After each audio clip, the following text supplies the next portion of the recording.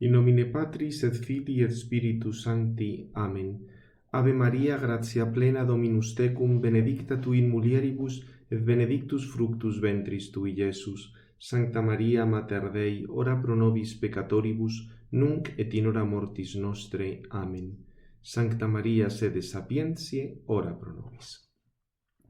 Comenzamos en esta lección el capítulo 7, la creación, obra de un creador trascendente. Y con esta lección damos inicio a lo que es la segunda parte del curso, es decir, la parte especulativa, la parte sistemática, por así decir. Si os fijáis, tenemos, si vamos al Vademecum, vamos a fijarnos en el apartado 6, el temario del examen final, porque, diríamos, el hacer referencia al examen final no es para asustar, sino simplemente para indicar cuáles son los puntos fundamentales de ese examen. Habrá un primer tema, que es como son los grandes concilios, que hemos visto ya antes, no tiene problema, pero luego tenéis toda la serie de temas que vamos a ir viendo ahora. Así os dais una mirada de conjunto. Veremos primero la creación, como obra de un creador trascendente, que es el capítulo 7 que iniciamos en esta lección. Después lo referente a la providencia y el designio de Dios, el capítulo 8.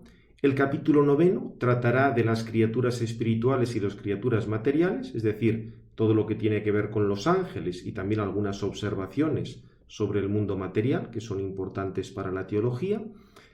Posteriormente, la cuestión del hombre como síntesis de materia y espíritu, que será el capítulo 10, cuestiones de lo que es la naturaleza humana que van a ser muy importantes para cosas que digamos luego sobre la teología, la antropología teológica y muy especialmente para comprender el capítulo 11, que corresponde al tema 6 del examen final. Para hablar de una vocación, de la vocación a un fin que supera la naturaleza, primero habrá que saber lo que es la naturaleza, claro, si no, difícilmente podemos hablar de esto, y aquí trataremos todo lo referente a lo sobrenatural. Y por último, el capítulo 12, con todo lo referente al estado original del hombre, el pecado y su salvación. Y con esto también luego añado un pequeño apéndice en el libro sobre el tema de la justificación, cómo salimos del pecado original. Eso ya sería más la materia de gracia, pero por lo menos decimos algunas cosas en este sentido para que quede, por así decir, para no quedarnos solo en el pecado, abrir un poco la perspectiva a lo que será la continuación de la antropología teológica. Bien, pues dichas estas cosas, vamos a pasar un momento, vamos a pasar al manual. Pasamos al manual. El capítulo 7. Tenéis aquí, por tanto, la creación, obra de un creador trascendente.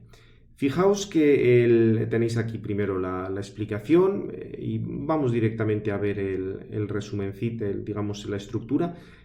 Comentaremos primero una serie de cosas bastante breves y sencillas, el dogma de la creación y la razón natural, recordar brevísimamente la cuestión de los preámbulos de la fe, de la que tantas veces hemos hablado y habéis estudiado en otras ocasiones.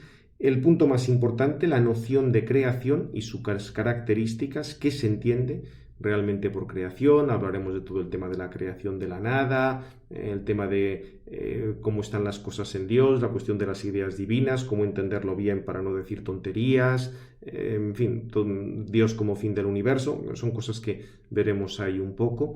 El tema del misterio trinitario y la creación, que esto en parte lo habéis estudiado en la asignatura de Trinidad, pero lo volveremos a recordar desde el punto de vista de la creación. Un tema propio, la pluralidad y duración de lo creado, porque una de las características de que existan cosas creadas es que son diversas, no es una cosa única, ya veremos esto cómo hay que entenderlo, y el tema de la duración, todo el tema de que aquí hay que precisar mucho porque creación es distinto de inicio en el tiempo. Es una cosa que Santo Tomás explicó con precisión y que nosotros recordaremos. Y por último, el tema de la creación, participación y un lenguaje sobre Dios, que en el libro os, digamos, indico una serie de cosas básicas, pero espero que podamos ofrecer, digamos, algún material complementario a lo que indico en el libro, aunque ya digo, lo fundamental de ese tema creación, participación y lenguaje sobre Dios lo tenéis aquí. Por otra parte, en todos estos temas sistemáticos pongo siempre una indicación sobre el catecismo de la Iglesia Católica. Es decir, vamos a hacer toda esa serie de explicaciones, pero creo que puede ser muy útil leer los puntos del catecismo de la Iglesia Católica correspondiente a cada uno de los temas que vayamos viendo. Aquí, por ejemplo, tenéis del 282 al 289, se habla de en qué sentido es importante la doctrina de la creación. En el 90-92 hay alguna relación con la Trinidad. Y luego el tema de la finalidad de la creación, aunque nosotros eso lo vamos a estudiar después, lo tenéis en los 293-294. Y algunas características de la creación, que nosotros sí tratamos en este capítulo, la tenéis desde el 295 al 301, o sea que podéis profundizar en esto leyendo esos números del catecismo. Obviamente, la parte sistemática tiene que ser más que el catecismo, o sea, habrá que emplear nociones filosóficas un poco más profundas, salen otro tipo de temas, pero no es que digamos cosas que sean contrarias de las del catecismo, por supuesto. Bien, pues vamos a comenzar con esto. Ante todo, el primer apartado, el dogma de la creación y la razón natural. Este apartado que titulo Fe y razón ante la cuestión de los orígenes. Y lo primero es recordar la creación y la teología natural.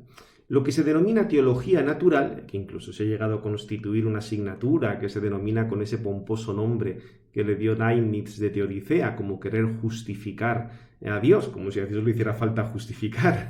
Quiero decir, fijaos que ya el mismo planteamiento de la teodicea, del término teodicea, tiene un cierto, digamos, tinta racionalista. O sea, no es que nosotros podemos justificar a Dios, nosotros podemos aprender de las cosas, remontarnos a que existe un principio último y con la razón es muy poquito lo que podemos decir. Por eso la teología natural realmente sería una parte de la metafísica, la que nos habla de la causa del ser. Lo veremos esto con más detalle en el tema de la participación. Si tú formulas la metafísica como una participación del ser, que además esto se presta a una serie de desarrollos, incluso formales, interesantísimos, te hace falta establecer una causa o un principio, como lo quieras llamar, de lo cual dependa todo. Eso es lo que llamamos Dios. Y esto no es que vayamos a dejar ahora la teología para entrar en la filosofía. Lo que pasa es que hay que precisar bien las relaciones entre una cosa y otra, porque si lo que se refiere al origen del mundo fuera una cosa que es puramente filosófica, podríamos decir que eso es un dogma de fe. Si dijéramos que sí, parecería que la filosofía queda sometida a la fe y que el filósofo tendría que aceptar unas conclusiones y una demostración que como filósofo podría criticar. Pero si respondiéramos que no, o sea que digamos que el origen del mundo es algo que no tiene nada que ver con la fe, parecería que uno puede ser cristiano sin creer que Dios ha creado el universo, lo cual evidentemente es una estupidez. Por eso hay que recordar en este punto la relación entre teología natural y doctrina sagrada. Ya lo sabéis, pero vamos a recordarlo brevemente. Aquí hago este razonamiento tan básico: a Dios nadie lo ha visto en este mundo y el conocimiento que tenemos de Él es el que alcanzamos gracias a las criaturas. Esto aparece en la misma escritura. Si no fuera algo cierto y demostrable que los seres contingentes son criaturas, es decir, si pudiéramos explicar el mundo sin necesidad de ningún creador, pues todo el tema de la existencia de Dios o todos los atributos que encontramos en la Sagrada Escritura sería algo que no estaría fundamentado, y entonces no respondería a la razón, sino que solo serían pues exigencias de tipo subjetivo. Alguien que tiene tal experiencia o que encuentra pues no sé, agrado en hablar de estas cosas o agrado en las cosas religiosas, pero claro, la religión, tal como se entiende en la fe cristiana, y pensad que la religión forma parte de la virtud de la justicia, esto en el seminario sobre Santo Tomás, maestro de vida espiritual, lo vimos con bastante claridad, supone que hay un otro. Para que haya justicia, por lo menos tiene que haber otro con el que tengas esa justicia. Entonces la religión, si no supones que existe otro, con mayúscula, no sería vivida con verdad. La adoración, la obediencia, la oración tiene que tener alguien a quien dirigirse. No se puede rezar así al buen tuntún o al mundo, o una cosa completamente imprecisa. Y, desde luego, no se puede buscar la escapatoria de recurrir a la revelación. Díganos, yo simplemente acepto que hay Dios porque está revelado. Claro, pero es que para que haya revelación tiene que haber un revelador. La revelación se dirige a la razón del hombre, con lo cual se supone que tiene como algo objetivo y verdadero que existe un revelador. Si no, sería el planteamiento este típico de los modernistas, que era como un cierto panteísmo, es la conciencia de todo el universo y el hombre toma conciencia de eso y lo explica conforme pues, a la cultura de la época, pero eso, repito, no tiene nada que ver con la fe cristiana. O sea que el hablar con rigor de que existe alguien que nos revela solo es posible cuando las cosas de este mundo nos reenvían a un ser real, fuera del mundo, sea trascendente respecto al mundo y que conocemos con certeza, aunque sea de una manera indirecta. O sea que por eso es muy importante toda esta argumentación acerca de esa existencia de un principio último al que llamamos Dios digamos, con el lenguaje propio de la fe cristiana. Ahora, esto no quiere decir que todos tengan que recorrer ese itinerario filosófico de esas pruebas. A veces de la existencia de Dios. A veces faltará formación o incluso en muchos casos por deformación filosófica, o sea, por tener una mala filosofía, no van a advertir esta verdad filosófica, pero que objetivamente es un requisito de la revelación. Repito que no hace falta que todo el mundo conozca toda esta argumentación, porque a veces no le será posible, pero desde el punto de vista objetivo, desde el punto de vista de la argumentación, ese tipo de planteamientos, de que existe digamos, una causa, una fuente del ser exterior al universo, es necesario si queremos mantener con un mínimo de rigor todo lo que se refiere a la fe cristiana. O sea que, por tanto, tenemos que esta idea de que hay un principio trascendente del universo es un requisito para la revelación y al mismo tiempo lo encontramos en la misma fe. La Sagrada Escritura nos habla de la creación forma parte de la fe, es el primer artículo del credo.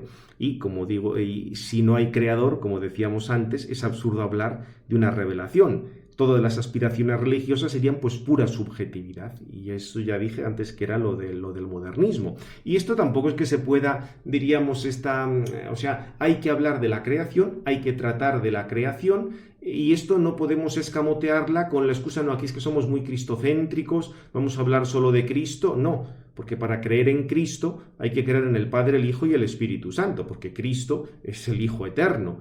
Y si el Padre, el Hijo y el Espíritu Santo son eternos, es porque son el mismo ser subsistente y por tanto es el Creador. Es cierto que sí sería posible lo contrario, o sea, hablar de un Creador si desconocemos el misterio trinitario y a Jesucristo. Fijaos que los judíos o los musulmanes tienen ese planteamiento. Pueden hablar algunos de Jesucristo, pero no le consideran Dios. Y también la filosofía podría llegar a esa verdad, aunque, como ya sabemos por la historia, lo más que alcanzó la antigüedad fue un poco la idea de un demiurgo o la procesión neoplatónica, pero eso no era creación, era una cosa bastante sui generis, se parecía un poco a la creación, sobre todo acordaos digamos, en las escuelas platónicas, en el medio platonismo, pero claro, ahí ya vimos en su momento que había sido determinante la intervención de Filón de Alejandría, que era un judío y que contaba con el Antiguo Testamento, y había hecho esa operación de unir Aristóteles y Platón, poniendo el mundo platónico de las ideas en un Dios que fuera pensamiento. Claro, pero y añadiendo además que era creador. Pero claro, Filón era judío.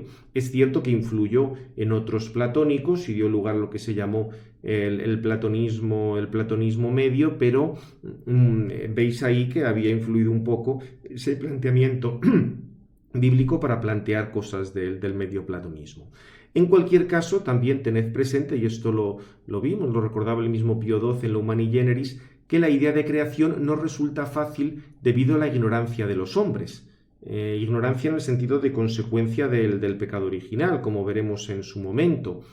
Y es cierto que la salvación de Cristo se ofrece a todos, no se ofrece solo a los filósofos, o hay que dar primero un curso de filosofía, porque además precisamente para poder llegar a ese conocimiento la razón tiene que verse purificada, hay que ir quitando cosas que nos lían, y para eso Cristo nos ayuda. Y tampoco quiere decir que eso haya que depender de las enseñanzas de los filósofos para mantener la fe, pero vuelvo a repetir, desde el punto de vista de la argumentación objetiva, tenemos que tener presente lo que es la creación, como el origen de todos los seres, como la dependencia de esa causa última trascendente. Fijaos que esto es un poco, con esto llegamos al planteamiento de Santo Tomás, de la creación como un preámbulo de la fe. Vamos a ver este texto, que aquí está muy breve en la Suma de Teología, en otro texto que ya habéis leído por otras asignaturas, como es el comentario de Santo Tomás al In Boetium de Trinitate, viene con mucho más detalle, pero lo fundamental lo tenéis aquí. Ser conocidas por la razón natural, tal como dice Rom 1,19, no son artículos de fe, sino preámbulos a tales artículos. Pues la fe presupone el conocimiento natural, como la gracia presupone la naturaleza y la mismo es perfección lo perfectible. Sin embargo, nada impide que lo que en sí mismo es demostrable y comprensible sea tenido por creíble por quien no llegue a comprender la demostración. Bien, fijaos que ahí está lo fundamental. La fe presupone el conocimiento natural como la gracia presupone la naturaleza. Lo que pasa es que también la gracia sana la naturaleza y ayuda a que la naturaleza pues quede restituida, y no solo restituida, sino elevada. Y por eso, cosas que en sí mismas son demostrables y comprensibles, puede haber quien no tenga, pues por formación o por tiempo, eso y se lo dé la revelación. Y en ese sentido nos ayuda muchísimo, porque con la revelación toda la gente, sin necesidad de ser un gran filósofo, pues puede saber cosas que ni siquiera los grandes filósofos de la antigüedad sabían. En ese sentido, recuerda a Santo Tomás en algún pasaje que incluso una anciana que no ha tenido ocasión de instruirse está más en la verdad, incluso cosas de la naturaleza, como que el origen último de todo es trascendente, que todos los filósofos de la antigüedad, que no habían llegado a ese punto. O sea que, como veis, incluso para estos preámbulos de la fe, a los que se podría llegar por la razón, y veremos luego sobre todo en la parte final, la profundidad filosófica y especulativa que tiene la misma noción de creación, la fe misma, digamos, te lo da eso, te da los resultados de eso. Tú, por supuesto, puedes profundizar mucho, puedes buscar muchos más argumentos.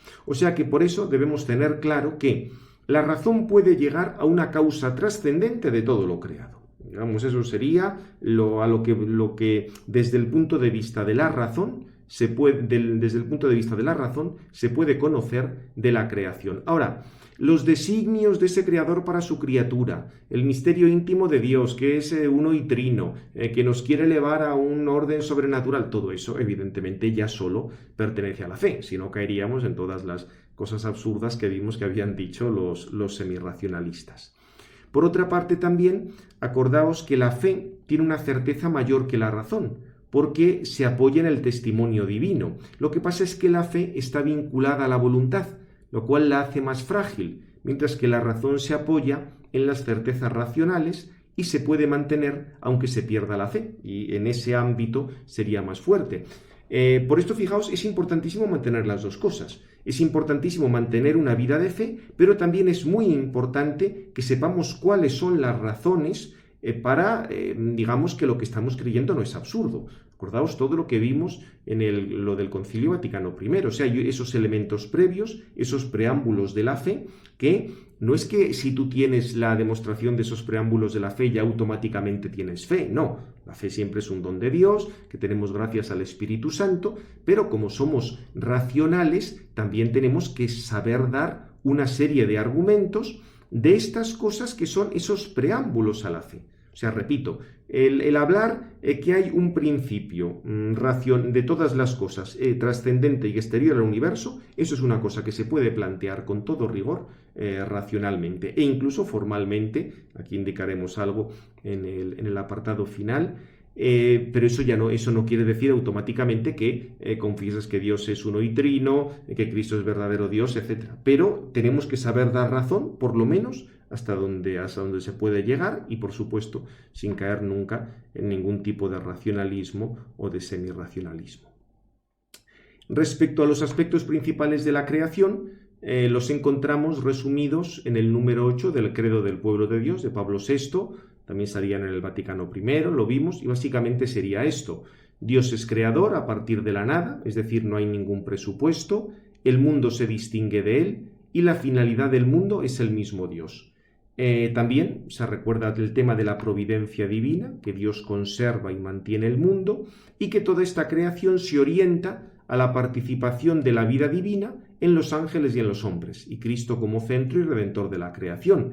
Evidentemente, toda esta parte, digamos, desde aquí, ya no es una cosa que podamos conocer por la razón. Incluso, y esto lo recuerda Santo Tomás, la providencia con todos sus aspectos es algo que escapa ya a la razón, que hay una cierta providencia, sí, pero una providencia que llega absolutamente a todos los detalles, eso explica el mismo Santo Tomás, que ya está por encima de lo que podríamos conocer por la mera razón.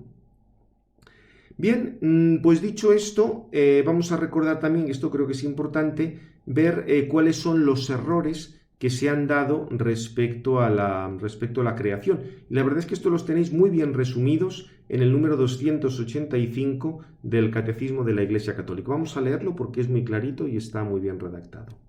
Distintas de las suyas sobre la cuestión de los orígenes. Así, en las religiones y culturas antiguas encontramos numerosos mitos referentes a los orígenes.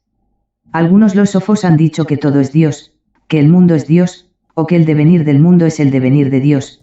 Fijaos aquí las distintas variedades del panteísmo, porque sí, lo más vasto es decir que el mundo es Dios, pero hay otra manera como más sutil. El devenir del mundo es el devenir de Dios. Esto lo vais a encontrar en más ocasiones, pero no deja de ser un panteísmo.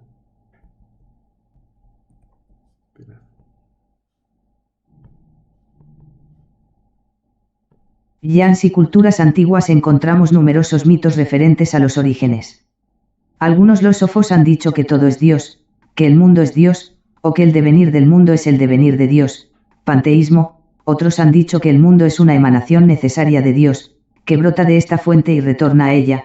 Otros han armado incluso la existencia de dos principios eternos, el bien y el mal, la luz y las tinieblas, en lucha permanente, dualismo, maniqueísmo. Según algunas de estas concepciones, el mundo, al menos el mundo material, sería malo, producto de una caída, y por tanto que se ha de rechazar y superar, gnosis. Otros admiten que el mundo ha sido hecho por Dios, pero a la manera de un relojero que, una vez hecho, lo habría abandonado a él mismo, deísmo.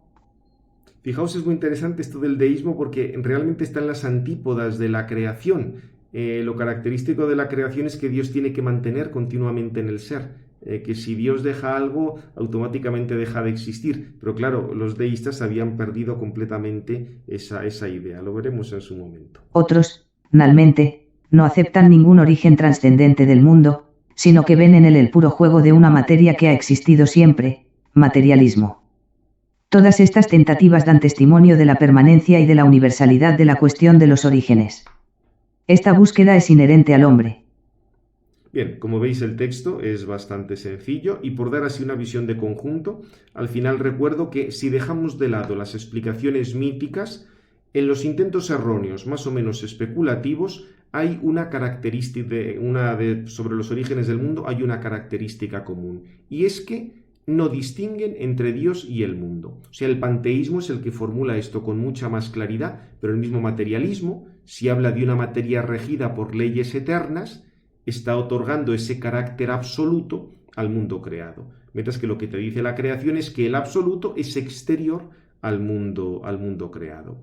Y por eso, en realidad, la única explicación alternativa a la creación sería algún tipo de monismo o panteísmo, que se puede expresar de muchas maneras, pero la más característica en la modernidad es la de Spinoza. Acordaos, ver cómo ese conjunto de las leyes del universo, como si fuera el absoluto, que se va manifestando pues, en los atributos de extensión, de espíritu o de lo que sea. Pero diríamos, sería algún cierto tipo de monismo o de panteísmo, que esto ya lo hemos estudiado en las lecciones anteriores. Bien, pues por ver un poco el resumen de todo esto, vamos a ir al desarrollo de los temas. Dejamos lo de los concilios, que eso ya lo hemos visto antes. Aquí os recuerdo simplemente lo que hemos tratado ahora mismo. Los contenidos básicos de este dogma nos hablan de que el mundo ha sido creado por Dios de la nada, que no existe desde siempre y que la finalidad del mundo es el mismo Dios. algunas, digamos, aunque forma parte de la revelación, algunos aspectos del dogma de la creación se puede alcanzar a partir de la luz natural del entendimiento, lo que hemos dicho de los preámbulos de la fe, y esto es así porque no tendría sentido hablar de la revelación sin hablar de un revelador, y para esto es preciso que el mundo creado nos haga conocer la existencia de un creador trascendente que se pueda revelar. Obviamente, como os digo aquí, en el estado actual de la naturaleza esto es complicado, ¿no? Y de hecho no todos tienen por qué llegar a ese conocimiento para aceptar la fe. Pero hablando en el sentido objetivo, o sea, cómo se van concatenando las proposiciones, cómo se van uniendo unos argumentos y otros, el conocimiento natural de un Dios creador es requisito de la revelación. O sea, si tú dices que Jesús es el Hijo de Dios, para que esa proposición tenga algún sentido, primero tienes que decir que es Dios. Claro, si no, la otra proposición carece completamente de sentido. Y tienes que decir que Dios es el principio trascendente de todo, por poneros un ejemplo. Por otra parte, lo de conocer los destinos últimos de la creación, el tema de la participación de la criatura intelectual en la vida divina, o incluso el mismo origen temporal de la creación, ya lo veremos, es algo que nos supera, o sea, es un misterio en sentido estricto. Y por último, recordar lo del párrafo que hemos visto del catecismo. Los errores de tipo materialista, panteísta o politeísta se han opuesto a lo largo de la historia a la doctrina de la creación. Como veíamos, dejando aparte las cosas más de tipo mítico, como el politeísmo o el maniqueísmo o esto, al final tenemos o aceptas la creación, es decir, aceptas que todo depende de un principio trascendente y con esa explicación las cosas cuadran desde el punto de vista metafísico y especulativo, o no hay ningún absoluto trascendente, sino que el absoluto debe ser inmanente. Lo que pasa es que el absoluto inmanente es una fuente de contradicciones y de líos, porque tiene que ser un conjunto que se justifique a sí mismo, lo cual da bastantes problemas. Pero de esto hablaremos un poco más adelante. Bien, creo que este primer apartado es bastante sencillo, el resumen creo que se entiende bien. Si hay alguna duda ya la ponéis en la hoja de preguntas. Bien, pues vamos a avanzar un poco más. Después de esta primerísima presentación, vamos a entrar un poco en qué queremos decir con la noción de creador, y la primera cosa, ¿qué quiere decir que Dios es el creador trascendente de todas las cosas? Aquí os pongo algunas comparaciones, digamos, en el ámbito en el que se desarrolla la vida del hombre en la Tierra y en todo el universo, lo vemos también, hay continuas transformaciones y cambios, unos seres producen otros, unos actúan sobre otros, los modifican, los destruyen, sean los seres vivos, sea la naturaleza muerta, en la Tierra y en el espacio. O sea, vemos una serie de causas y una serie de efectos. Lo que pasa es que si tú procedes en la serie de causas, tienes que llegar a una causa última. Diríamos, un animal puede ser origen de otro animal, sí, le comunica su naturaleza, esta naturaleza concreta, pero para que una causa pueda actuar, debe ser. ¿Y qué es lo que garantiza que todas las cadenas de causas van a mantener su causalidad? Una causa depende de otra, una cosa depende de otra, perfecto, pero esas causas ¿en qué se apoyan? Son cosas contingentes, podrían dejar de existir. Y fijaos que ya con esto vemos... hablamos de una causa última. No entramos aquí si si las cosas existen desde siempre, si son eternas o no. Eso ya lo veremos más adelante.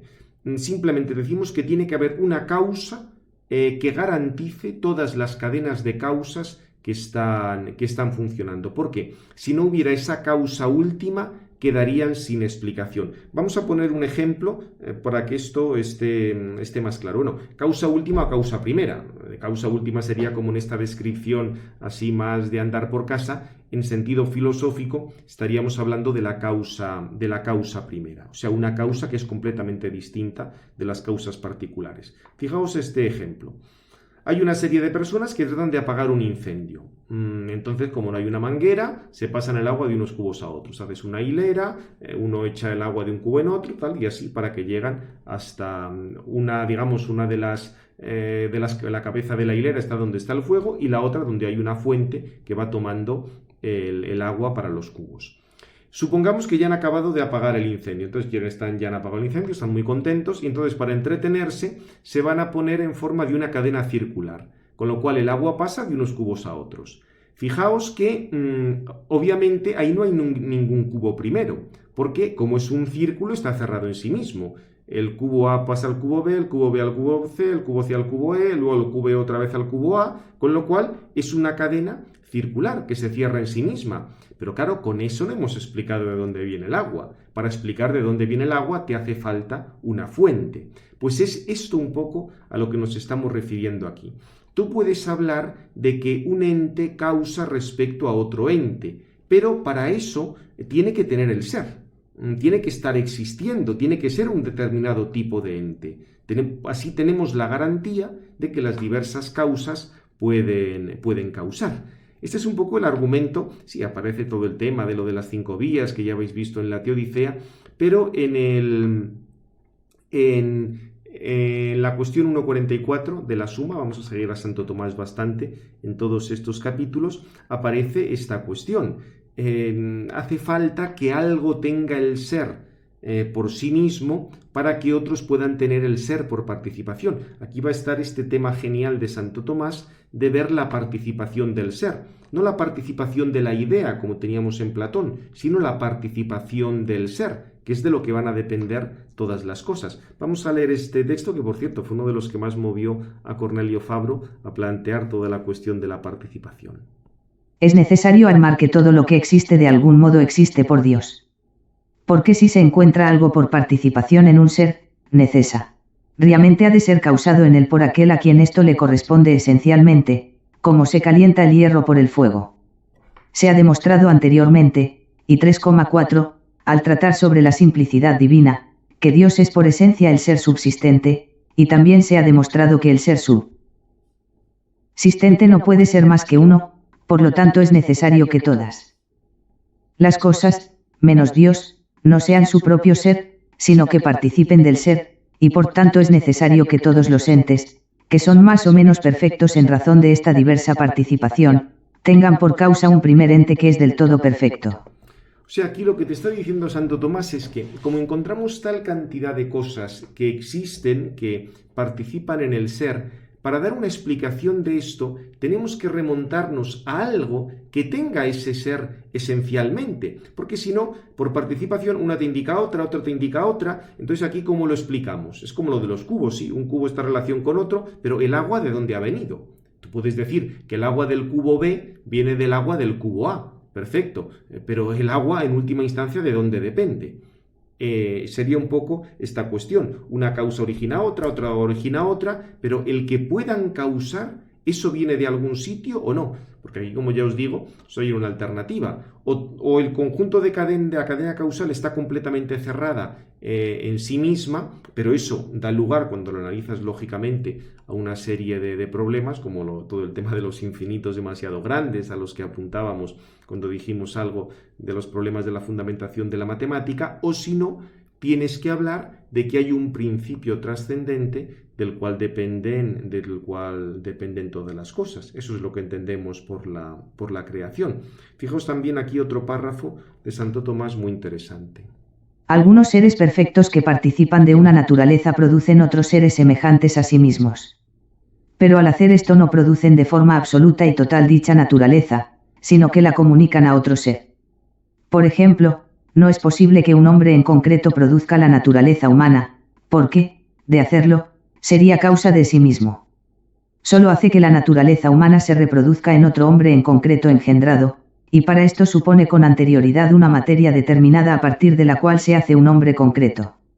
Ahora bien, así como el hombre participa de la naturaleza humana, así también todo ser creado participa de la, por así decir, naturaleza del ser, porque solo Dios es su ser, como dijimos anteriormente. Por tanto, ningún ser creado puede producir absolutamente otro ser, sino solo en cuanto que es causa del ser en tal sujeto. Bien, con esto Santo Tomás nos está llevando al punto fundamental de la participación. La participación depende de Dios en cada criatura. El nivel de ser que tenemos, el acto de ser que tenemos, está, por así decir, limitado por la esencia, que depende de las causas. Por eso es lo que os digo aquí. Debemos recordar que cada naturaleza está determinada por unas causas. Si cambian las causas, cambia la naturaleza. Y para que las causas se mantengan, hace falta que haya algo que las sustente en el ser y que no sea una causa más, sino algo exterior a la cadena causal. También ahí Santo Tomás ha hablado de naturaleza del ser, pero fijaos, lo ha dicho de la, por así decir, creo que en latín era quemadmodum o algo por el estilo, porque claro, el ser no es un género, no se debe entender, sino algo que se predica de manera analógica. Y es la actualidad de todas las actualidades y la perfección de todas las perfecciones. O sea, lo que justifica la perfección y la actualidad de todo es el ser. Por esto, digamos, para que se pueda explicar todo este conjunto de causas, no hay más remedio que afirmar una causa trascendente que no está en el juego de las causas del mundo y que no dependa de ellas. Las causas sí que dependen unas de otras, pero todas dependen de esa causa trascendente.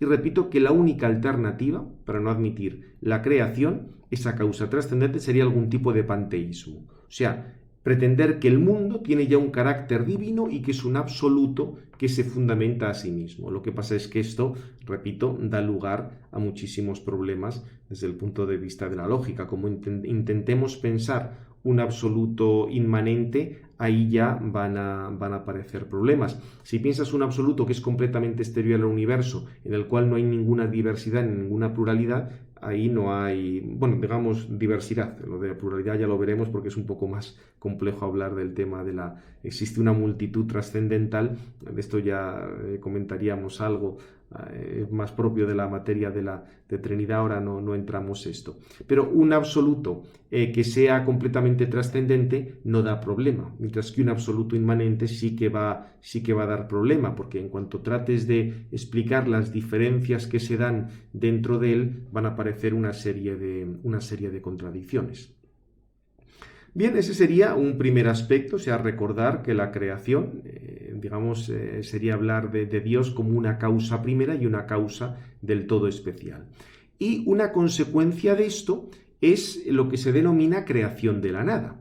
La causa primera del ser es de donde viene el ser a cada ente, y es la causa de todo el ser, puesto que causar el ser es hacerlo existir, y por eso la definición clásica de creación, productio rei ex nihilo sui e subjecti, producción de una cosa a partir de la nada y sin ningún sujeto previo. O sea, es una causa, la causa primera, que no presupone nada en su actuación, porque si existiera algo previo, también ese sustrato, obviamente, debería ser causado.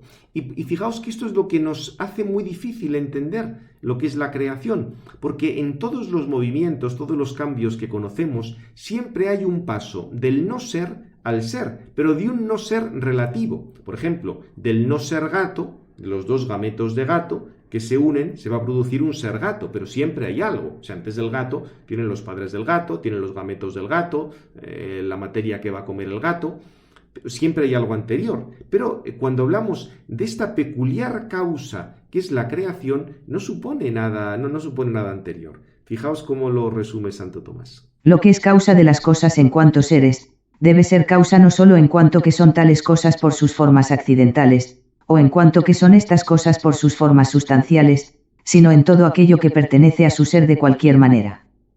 Conforme a esto es necesario admitir que incluso la materia prima ha sido creada por la causa universal de los seres. O sea, fijaos, es que es una causa del todo especial. Tú puedes tener causas accidentales que modifican algún aspecto de las cosas, o causas esenciales que hacen que tengas aquí un perro, un gato, una mesa o una estrella, lo que sea. Pero claro, aquí esto es algo distinto. Se trata de algo que tiene que ver con el ser, con el que tal cosa, la tengamos. Está en un nivel completamente distinto. Y claro, por eso Santo Tomás dice que, por supuesto, él acepta todo el tema de la materia prima como esa indeterminación última que hay en todas las cosas, pero es que eso también tiene que haber sido creado. O sea, ese caos inicial del que habla el Génesis también tiene que haber sido creado. Es curioso porque los aristotélicos, como Alejandro de Afrodisia, en Aristóteles esto no estaba tan claro, pero algunos de los grandes comentadores, como Alejandro de Afrodisia, sí lo explicó, suponía que la materia prima era algo eterno y que iba adquiriendo diversas formas, con lo cual al final parece que no era un mundo de sustancias, sino que era todo una materia prima que iba adquiriendo unas formas y otras, con lo cual veis que al final se pasaba de un planteamiento aristotélico a un planteamiento spinosiano, negando lo que había dicho Aristóteles, porque acordaos que la clave de Aristóteles es que no existe un mundo de ideas, sino que lo que existe son sustancias concretas. La sustancia segunda, o digamos la esencia inteligible, es una cosa que formas tú, no es que existe en un mundo por ahí flotando. Pero claro, con esta cosa de que la única sustancia es la materia prima, se va a tomar viento todo el planteamiento de Aristóteles de la sustancia primera y sustancia segunda, y por eso era muy fácil pasar algo spinosiano. Bien, y también importante recordar que si hablamos de la creación en sentido estricto, tal acción no puede presuponer nada. Obviamente, los seres creados a su vez son causa de otros seres. Una planta produce otra planta. Pero siempre, y eso lo veremos, en sentido estricto. Eso lo veremos en más, sentido estricto. Eso lo veremos más adelante. Siempre depende bajo la moción y la dependencia de la causa primera. O sea, las causas segundas van a actuar, pero en cuanto que están dependiendo, en cuanto que participan de la causa primera. Por eso, tú nunca puedes decir que las criaturas puedan crear, porque el crear es el efecto propio de la causa primera. El ser es el efecto propio de la causa primera. La criatura va a ayudar a que tenga tal esencia o tal otra esencia. A que aquí tengas una nueva planta, o un nuevo gato, o una nueva piedra. Y ahí van a intervenir todas las causas segundas. Pero que esto tenga el ser, eso depende de la causa primera. Por eso fijaos, y ya trataremos de explicarlo en el último apartado, al hablar de la participación, hay como un anidamiento, por hablar con una terminología así de funciones, en la cual la causalidad segunda está anidada en la causalidad primera, depende de la causalidad primera. Pero por eso, si hablamos de crear en sentido estricto, no es que Dios pueda tener un instrumento para crear, porque el crear, por definición, depende de él, es lo que caracteriza la acción de la causa primera. Esto va a ser luego muy importante, porque cuando hablemos, por ejemplo, del origen del alma humana, que es espiritual, va a tener que venir inmediatamente por creación. Es decir, en ese caso no puede haber ninguna causa segunda. Ya lo veremos con detalle. Y no es que los padres sean instrumento para crear, no. Serán instrumento o serán causas segundas pues para que haya esta materia corporal o lo que sea. Pero si hablamos de la creación en sentido estricto, ahí no puede haber ningún instrumento. Fijaos cómo lo explica Santo Tomás. Porque la causalidad segunda instrumental no participa en la acción de la causa superior a no ser en cuanto que aquella, por virtud suya, lo dispone. Pues, si no contribuyese nada con su propio poder, la causa primera haría un uso inútil de ella y no sería necesario elegir determinados instrumentos para determinadas acciones. Podemos observar que la sierra, al cortar la madera, cosa que hace por su forma dentada, produce la forma del banco, que es el efecto propio del carpintero, como causa principal. Ahora bien, al crear, el efecto propio de Dios es algo que se supone anterior a toda otra acción, es decir, al ser en absoluto. Es decir, lo propio de la acción divina es el ser sin más. Evidentemente, luego una causa segunda puede ayudar para determinar a que sea este ser o este otro. O sea, en ese sentido, diríamos que las esencias van a depender del conjunto causal. Que tú tengas una esencia de un gato, o una esencia de un árbol, o una esencia de una mesa. Pero el que tú tengas el ser, el que participe del ser, eso va a depender solo de la causa primera. Por lo tanto, ninguna causa puede obrar dispositiva e instrumentalmente en la producción de ese efecto, ya que en la creación no se presupone ninguna materia que pueda disponerse por el agente instrumental. Así pues, es imposible que el crear corresponda a alguna criatura ni por virtud propia ni instrumentalmente o por ministerio. De modo especial, es incongruente armar que un cuerpo pueda crear, puesto que si un cuerpo no obra más que por contacto y movimiento, todo cuerpo exige para su acción algo preexistente que se pueda tocar y mover, lo cual va contra el concepto mismo de creación. Fijaos aquí, de nuevo esto nos ayuda a captar mejor el concepto de creación. Y nos queda más claro si lo comparamos, por ejemplo, con un planteamiento más bien de tipo emanantista, o pensad lo que era el neoplatonismo. Del uno procede el nous, del nous procede la sige luego ya pierde toda la fuerza y tienes las cosas materiales. O sea, hay como cada elemento influye en el siguiente, pero digamos es como si todos en cierto modo se identificaran, y por eso tienes ese monismo de fondo que puede darse en algunas lecturas del platonismo, mientras que aquí es completamente distinto. Hay un principio completamente trascendente de lo cual depende todo, y todas las cosas, desde el ángel hasta el último átomo, requieren continuamente esa dependencia de Dios que es la creación. Mientras que en un planteamiento, diríamos, emanantista o neoplatónico, una cosa va dependiendo de otra, otra de otra, otra de otra, y por eso en alguno de los intentos de bautizar todo ese tipo de cosas se decía que los ángeles también podían crear. Digamos, tú bautizas un poco que las cosas de la psique, de las almas, dependen del nous, entonces si en el nous colocas un ángel, pues dices que lo siguiente depende de ese ángel, como si fuera una causalidad instrumental para crear. Repito, no entramos ahora más en eso porque sería armar muchos líos, pero veis con esto que el tema del ser es el efecto propio de la causa primera y por tanto en ese sentido no puede haber un instrumento de Dios para lo que es la comunicación del ser. Repito, para tal esencia concreto, ser tal cosa, ahí sí que actúan las causas segundas. Pero en el hecho mismo de dar el ser, eso es lo propio de Dios. Bien, pues terminamos ya. Como veis, la cosa es bastante densa. Podéis poner las dudas que tengáis y terminamos con esto. Gloria al Padre, al Hijo y al Espíritu Santo, como era en el principio, ahora y siempre, por los siglos de los siglos. Amén. Sagrado Corazón de Jesús, en vos confío.